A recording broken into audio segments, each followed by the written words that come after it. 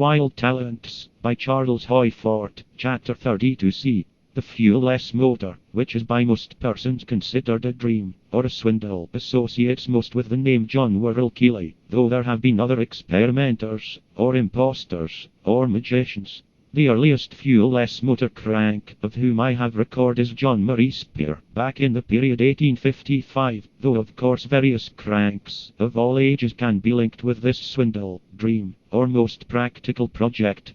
The latest, at this writing, is a young man, Lester J. Hendershot, of Pittsburgh, Pennsylvania. I take data from the New York Herald Tribune, February 27 to March 10, 1928. It was Henderson's statement that he had invented a motor that operated by deriving force from this Earth's magnetic field. Nobody knows what that means.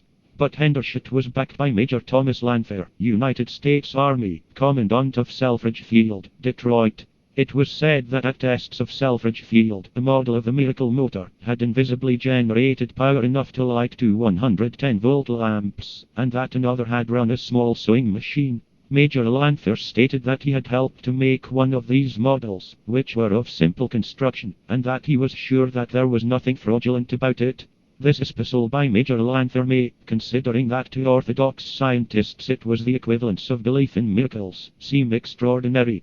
But it seems to me that the attacks that were made upon Hendershot were more extraordinary, or significant. It would seem that, if a simple, little contrivance, weighing less than 10 pounds, were a fraud, the mechanics of Selfridge Field, or anywhere else, could determine that in about a minute, especially if they had themselves made it under directions. If the thing were a fraud, it would seem that it would have to be obviously a fraud. Who'd bother?